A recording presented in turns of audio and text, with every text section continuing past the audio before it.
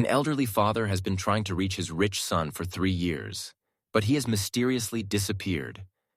Deciding to visit him himself in the luxurious mansion, the father discovers a terrible secret that will shock even the police. Clarence Turner, a 70-year-old veteran of the U.S. Army, has been characterized all his life by stubbornness and straightforwardness. He grew up in a small town in Maine, where all neighbors knew each other and greeted each other when they met. It was there that he raised his only son, Evan. When Evan moved to the big city, Seattle, to start a career in high tech, Clarence was happy for him with all his heart. But after 3 years, Evan suddenly stopped returning his father's calls, and all of Clarence's messages went unread. At first, Clarence reassured himself that his son was probably too busy, and young people always had plenty to do and worry about. But with each passing month, the anxiety grew, and finally, Clarence could not bear it. He decided to go to see his son in person. From the morning before he flew to Seattle, Clarence thought back to the old days and pondered the emotional hooks and unexpected twists and turns that could make people follow a story as if reading a gripping novel. Strong parental love, the sudden disappearance of a loved one, the mysteries and secrets behind the appearance of well-being. All of these things had the same effect on his soul.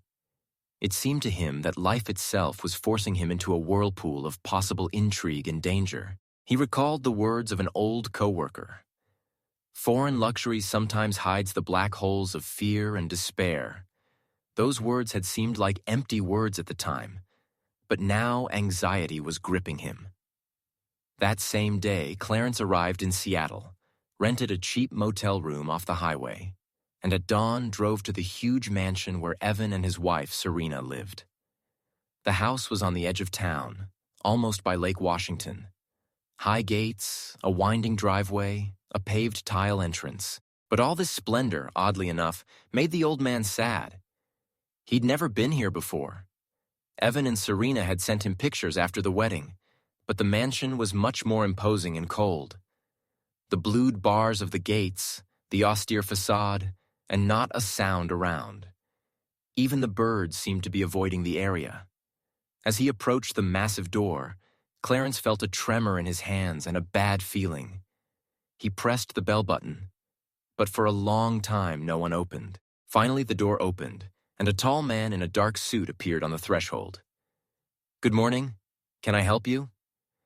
"My name is Clarence Turner. I'm Evan's father. I'd like to see my son." The man in the suit, a butler named Rodney, looked at Clarence from head to toe as if he couldn't believe he was the mansion owner's father. "Unfortunately, Mr. Turner is very busy right now. Please wait in the parlor." Clarence stepped inside, trying to calm his excitement. The luxurious furnishings in the hall only increased the feeling that he was a stranger here. But he could not retreat. The worry for his son weighed heavily on his chest. The living room Rodney led him into looked more like a small contemporary art showroom than an ordinary living room. Expensive paintings hung on the walls, sculptures of marble and bronze. Clarence, a simple man, looked at all this luxury with slight bewilderment, but he was more interested in where Evan was. On none of the shelves did he see any pictures of his son, no family snapshots. Everything was sterile and lifeless. "Excuse me?" Clarence turned to the butler. "Could I speak to Serena, or Evan himself?" "Madame Serena is in town right now. If you'd like, I can let her know you're here." "Of course you can. But let me ask you this. Where is my son?" Rodney remained silent, looking away as if searching for the right words. Soon he bowed and disappeared into the back of the mansion, leaving Clarence strangely alone. With each passing minute, the suspicion that something was wrong was growing stronger. Nearly an hour had passed. Clarence was tired of looking at other people's portraits when Serena, an attractive woman in an elegant beige suit, appeared in the doorway. Her smile seemed cold and forced to the old Turner. "Minus Mr. Turner, what a surprise." She addressed him, barely raising her voice. "I wasn't expecting your visit." "Hello, Serena," Clarence said softly, hiding the tension. "I'd like to see Evan. I haven't been able to reach him in a while." Serena sat down on the couch opposite and gestured for Clarence to do the same. "I know you're worried, But Evan is working hard on a new project right now, and he's asked not to be disturbed for a while. Maybe you can talk to him later. Later? You mean he can't even come out to his dad? He's resting. The project has given him a serious workload. It's better if you don't disturb him. And let's face it, his health isn't the best either. Sometimes he needs some peace and quiet. In his heart, Clarence was angry, but outwardly he remained calm. It all sounded far-fetched. His son never hid from him, no matter how busy his workdays were. Clarence frowned. Look, Serena, I flew across the country for a reason. Why don't you tell me the truth? Why hasn't there been a single call in so many months? Minus Mr. Turner. Serena crossed her arms over her chest and an icy fire flashed in her eyes. I'm always honest with you. Your son is indeed very busy. But if you want, you can stay here tonight. Maybe he'll feel better tomorrow. The suggestion sounded strange, but Clarence saw that he could not get through to his son any other way. He couldn't help but notice the way Serena looked away, as if she didn't want to meet his eyes. Nevertheless, he nodded. Okay, I'll stay here. Rodney will show you to the guest room. The woman stood and headed for the exit, leaving behind a trail of expensive perfume. Clarence felt the familiar feeling before the storm. He'd been in Army intelligence all this time and knew when a man was lying. Serena's words struck him as utterly insincere and even frightening. Old Turner spent a restless night in the huge guest room. The room was furnished in neutral colors, a bed with a heavy canopy, an oak closet, a soft rug. He slept lightly, always listening for sounds outside the door. In the night, he heard shuffling footsteps in the hallway, but Clarence dared not go out. He knew it was pointless to venture into the darkness without planning or allies. In the early morning light, Clarence threw on a light jacket and quietly left the room. He wanted to find Evan himself, even if it meant arguing with Serena. As he walked down the long hallways decorated with paintings of seascapes, he noticed that many of the doors were locked. Why lock the rooms in his own home? The thought that something was really wrong here was becoming more and more intrusive. On the first floor, he found the dining room, a large oak table, a golden chandelier, tall windows. But the place was empty. Just in case, Clarence went around to the kitchen. It was deserted too, with only the faint smell of coffee in the air. Suddenly, a girl in a white coat, similar to a medical gown, appeared from behind a screen. Seeing Clarence, she flinched. "Oh, I apologize. I didn't know you were here." "It's all right. I'm Clarence, Evan's father. And who are you?" "My name's Tasha. I work here as, let's say personal assistant." "Assistant?" Clarence noticed the girl was nervous. "Maybe you can tell me where my son is right now." Tasha looked around as if she feared they were being overheard. "Minus Mr. Evan. His rooms are on the second floor at the end of the right wing. But no one goes in there without Madame Serena's permission." She fell silent, pressing her lips together. "I'm sorry, there's nothing more I can say. Look, I'm worried about Evan. I need to understand what's going on with him." The girl took a step forward. I understand you, but I'm not allowed. There are strict rules at work here. Madame Serena doesn't like servants interfering in family affairs." Clarence sensed some sympathy in Tasha, but she is too afraid of Serena to speak frankly. He didn't press, just said quietly, "If you want to help me, let me know. Maybe I can return the favor." Tasha nodded quickly and disappeared as suddenly as she had appeared. Clarence, left alone, decided to go upstairs. Rodney was already waiting for him in the hallway, as if he sensed he was too independent. "May I escort you to the table? Breakfast is ready?" the butler said politely. Clarence looked at him suspiciously, but agreed. He decided not to cause a conflict just yet. At breakfast time, Serena still hadn't shown up. The servants were scurrying around, but there was no point in talking to them. They all retreated when Clarence appeared. When Clarence had eaten, Rodney turned to him with a slight smile. "Madame Serena asked me to tell you that she'll be busy until this evening, but you're welcome to stay as long as you like. I wish you a pleasant day." All this emphasized courtesy did not deceive Clarence. He felt that behind the outward politeness there was a cold wall. Well, since there was no official way to see his son, he would have to find another. "I'm not leaving until I know the truth," he decided firmly, rising from the table. All day, Clarence explored the mansion, trying not to arouse suspicion. He walked the corridors, explored the guest rooms, and peered into the library. Outside, it was raining lightly, and the morning sun was behind the clouds, casting the courtyard and garden in a dull grayness. Clarence remembered the location of that door on the second floor that Tasha had mentioned to him. But it was locked, of course. There was a young man on duty near it, apparently a bodyguard or security guard. It wasn't easy to get in unnoticed. Toward evening, Serena appeared in the lobby, accompanied by two men in expensive suits. Their diplomatic briefcases and brief phrases about contracts made it clear that money was involved. Clarence hid behind a column, watching them discuss some formality. The woman seemed tired, but when she noticed him, she quickly changed her expression to a friendly one. "I hope you were comfortable?" she asked with a mechanical smile. "Yes, quite. Glad to have you back." "Excuse me, I have a few more things to do. You two please rest." She walked past him without even trying to make conversation about her son.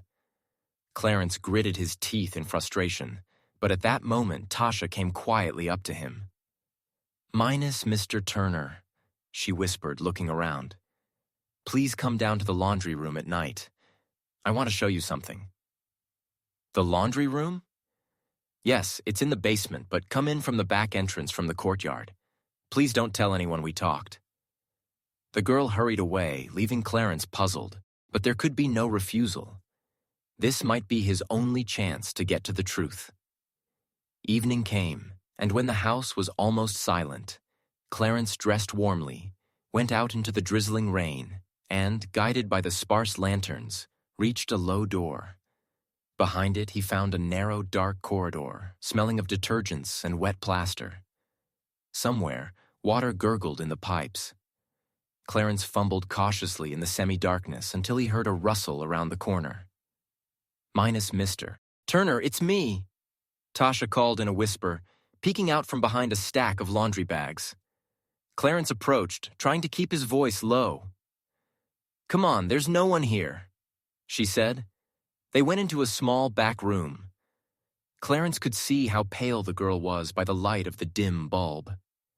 "Look," Tasha said in a frantic whisper. "I can't stand to see you kept in the dark. Your son is very ill. No one has seen him for weeks except his personal doctor, and he only comes when Serena calls. I think she's giving him some kind of medication that's making him worse. Meds? Or—" Clarence couldn't find the words. "And why do you say he's sick?" "I saw him walking around the house with difficulty once he even fell in the hallway. Then suddenly he wouldn't come out of his room. I think Serena's putting something in his food or drink. Please don't ask me how I found out. I'm in danger of being fired." Clarence exhaled heavily, feeling his heart ready to jump out of his chest. This was the confirmation of his worst fears. "We should call the police," he said. "If she's poisoning him—" "No, not yet. She's probably denying it. She's got powerful friends. Without proof, no one will take your side. The police can only do a formal check. If you want to help your son, you have to get the facts." "How? I'm a stranger here, and she's the owner of this house?" Tasha looked in the corner where there were boxes of files. "I've started secretly collecting evidence. Blood tests, doctor's reports, records from the pharmacy where they sent me to get the substances. I just don't know where to hide it. But I'm afraid I can't do it alone." Serena's acting more and more suspicious, like she knows she's being watched. "If you have those documents," Clarence thought of a plan, "let's hide them somewhere safe, and when I figure out how to proceed, we'll turn them over to the police or get a lawyer." Cell phone rings? Okay. But Serena hired some people who just showed up here. They say they're bodyguards, but I think they're more like mercenaries who make sure no one mind their own business. A chill ran down Clarence's spine. He mentally thanked fate that he'd learned to control himself and not to panic when he'd been in the military. "Take care of yourself, Tasha," he said finally. "And be careful." She nodded, handed him a small flash drive and several envelopes of papers. "Here are the test results and copies of some prescriptions. If anything bad happens, give these to the police." "What about you?" "I'll try to stay out of sight. You'd better get back before anyone notices it's missing." They said their goodbyes quickly. Clarence went the same way back through the back door, trying not to make any noise. His thoughts were confused. His son was in danger, and his wife was surrounded by some evil intrigue. But now Clarence had the evidence. All that remained was to find the right moment to bring Serena to justice. The next day, Tasha disappeared. Clarence searched all over the house for her to no avail. Rodney said the girl quit. That could mean anything, especially given Tasha's own fears. Clarence decided he couldn't wait any longer. That evening, he went to the mysterious door at the end of the second floor and struck up a conversation with the guard. "I need to see Evan," he said briefly. "Sorry, sir, I have orders not to let anyone in." "Get out of my way!" Clarence shouted, the way he had once shouted at his subordinates during training exercises. The guard was confused, but he didn't move away. A scuffle ensued. Clarence was elderly, but his military training had done its job. He managed to knock the young man down. The key hanging on his belt fell to the floor. Clarence wasted no time in grabbing the key and unlocking the door. It was half dark inside, smelling of some kind of medicine. On the wide bed in the corner, he saw his own son. Evan was lying half-closed, covered in sheets. Nearby, medical equipment was humming, a heart rate monitor, an IV standing by. Clarence ran over and stared at his son, feeling a twinge of bitterness inside. Evan looked extremely haggard, his face gaunt, his skin pale. There were deep shadows under his eyes. "Son, my God, what have they done to you?" Clarence whispered, gently touching his hand. Evan opened his eyelids and recognized his father. "Dad," he whispered faintly. "Are you here?" "I'm with you." "What's going on, Evan? What the hell is this disease?" Evan tried to pull himself up, but he couldn't. His voice was shaking. "Serena. She says I'm in heart failure. The doctor prescribed strong medication. I sleep all the time." Clarence noticed that on the nightstand were several packages of medications labeled with unfamiliar names. He remembered the flash drive Tasha had given him and realized that those were the drugs Evan was being poisoned with. He had to get it to the police right away. But before Clarence could say anything else, Serena burst into the room, accompanied by the guard and another man with broad shoulders. "How dare you!" she exclaimed, pointing at Clarence as if he were a criminal. "I told you, you can't come in here without my permission." Clarence straightened, turning to face her. "You lied to me about my son. What's really wrong with him?" Serena grinned contemptuously. "Evan is sick, but that's our own business. You have no business being here. I demand that you leave my house immediately." "Not your house, his house." Clarence straightened her. "I've already realized that you've been giving him substances. I know about the fake prescriptions. And who told you that? Your little friend Tasha?" Serena laughed evilly. "Well, I hope she's far away, or she'll have to answer for identity theft." The two big men stepped toward Clarence, trying to push him away from Evan. The old turner backed away. These men could have him twisted in seconds, but he knew he couldn't back down now. "You scum," he whispered. "You're going to answer for all of this." "I've already contacted people who are willing to help." Serena threw her hair back and smiled. "Really? And who's going to believe you? I'm Evan's wife. I have connections in this town, and I know people on the police force. And the doctor will confirm that I'm treating my husband as prescribed. You're just a paranoid old man with no proof." Clarence felt as if a wall was blocking him from the truth. But he had no doubt he'd already learned too much. Serena's plans were falling apart. He decided to go all in. "My dear," he said in an ominously calm voice, "I have the proof. And if anything happens to me, the one person I trust will have it. Serena's eyebrows twitched. Apparently, she realized that at any moment the dirt could come out. She gestured for the guards to take their hands off Clarence. "All right, Mr. Turner," she said dryly. "You'd better go away and forget the whole thing. If you're so worried about your son, we can handle this situation differently. You don't want him to be under too much stress, do you?" She spoke more softly, trying to play on his father's feelings. But Clarence was undeterred. "What I want is to save him from you." Serena clenched her fists. Her gaze became colder than ice. "Get out of the room," she ordered the guards. "Close the door, don't let anyone in." Clarence didn't resist. His main goal was to get out and call for help. He shook Evan's hand firmly, promising to return. Before the guards pushed him out the door, he saw the shadow of a smile on his son's face, as if he were glad his father wouldn't leave him in the lurch. Once in the hallway, Clarence grabbed his cell phone. Even if the police in the city weren't on the side of a plain old man, he could call a longtime coworker who worked as a private investigator in Portland. And as long as no one took the phone away from him, he intended to do just that. He dialed the number quickly. "Simon, it's Clarence Turner. I need your help. No, I'm not kidding. My son is in danger. Please come. Please, urgently." The conversation was short and tense. Simon promised to leave immediately. Clarence realized the detective wouldn't get there until morning. There was only one more night to spend inside the walls of this ominous mansion. But at least now he knew he wasn't alone. And he had a clue. The flash drive he'd gotten from Tasha, which he'd managed to stash in his room. All night, Clarence couldn't sleep a wink. There was a guard on duty under the door, obviously to make sure he didn't go AWOL again. Clarence was running through his head thinking of all the ways he could get the flash drive to Simon and get Evan out. Most importantly, he wondered where Tasha had disappeared to. Was she alive, and had Serena done something bad to her? The morning brought a nervous respite. There were voices coming from the stairs, guests, people in suits. Clarence barely waited for the guard to step away for a moment.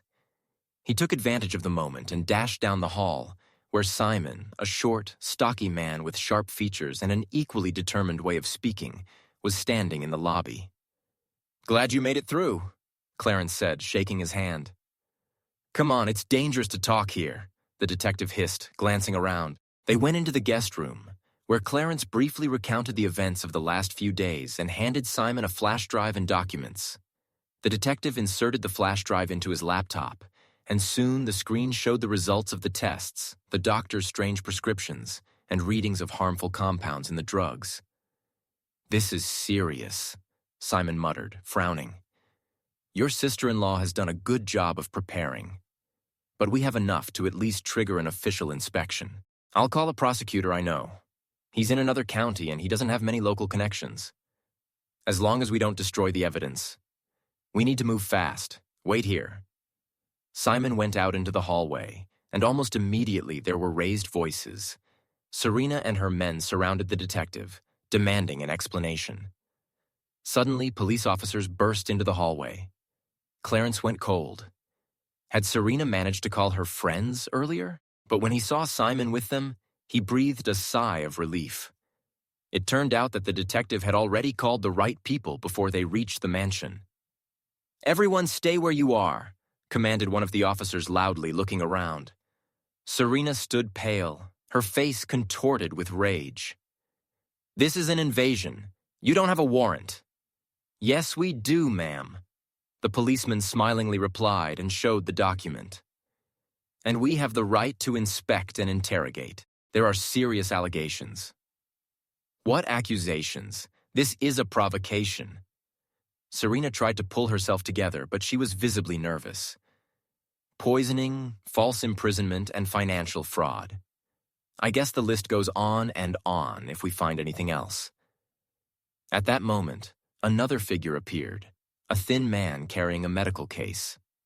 It turned out to be the medical examiner called in with the police. Clarence felt hope welling up inside him. The officers went through the house, searching rooms, examining closets and documentation. They were accompanied by several men Simon had hired for backup. Serena lunged at one and the other, trying to threaten or flirt, but no one fell for her tricks. Soon, one of the police officers checked Evan's room and reported that the young man needed immediate hospitalization. The doctor agreed after seeing his condition. With the help of Clarence and the paramedics, Evan was carried on a stretcher to the ambulance. Serena desperately yelled that they had no right, but no one paid any attention to her. Detective Simon whispered to Clarence, "I think we can charge her to the fullest extent now." Serena was thrashing around like a hunted animal. The police soon discovered a stash in her office, where bank statements showing large sums of money had been withdrawn from Evan's accounts to offshore accounts, as well as prescriptions with forged doctors' signatures were hidden. In addition, somewhere in a distant hallway, they found a room filled with expensive jewelry and antiques, apparently confiscated from undercover deals. "It's over, ma'am," the officer hissed as he handcuffed Serena. "You're in custody, and believe me, we have a full set of evidence." Serena just gave Clarence a hateful look. "Old man, you're going to regret this," she shouted before she was dragged away. Clarence slumped back in his chair. He watched his son being taken away and hoped he was safe now. The detective's shoulder touched his shoulder. "Let's go to the hospital, buddy. You need to be there when he wakes up." Clarence nodded, exhaling all the tension of the last few days. It had been like a dream, but now that the truth was coming to the surface, he could only pray that Evan would get better. 2 weeks later, Evan gradually recovered. The doctors confirmed that the treatment Serena had administered was toxic and potentially fatal. Investigators and attorneys came to Evan's room every day to gather a full picture of what had happened. As it turned out, Serena had planned to render her husband helpless by drawing up documents for the transfer of all his assets. Her accomplices were also arrested. As for Tasha, she showed up a few days later and confirmed all the facts by getting witness protection. She admitted that she learned about Serena's fraudulent scheme by accident, and then, realizing how serious it was, decided to find a way to help Evan. When Evan regained consciousness and saw his father sitting by his bedside for the first time, he immediately grabbed his hand. "Thanks, Dad, you saved me." Clarence smiled silently, struggling to hold back the tears that were coming. He remembered how many fears and doubts had haunted him since the day he had entered the mansion. But now one thing was clear to him.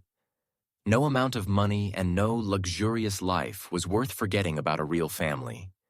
The love of a father for his son and the desperate fight for his loved one is what really matters in this unpredictable world. This story wasn't over. They had a long legal battle ahead of them, would have to renew Evan's reputation, restore his health, and deal with the consequences together. But Clarence knew they could handle it. He wasn't alone. Honest people like Tasha and Simon were there for him. Most importantly, Evan was back, alive and on the road to recovery. And even though fate had prepared them for many more trials, fear and despair could not keep them apart as they had almost been.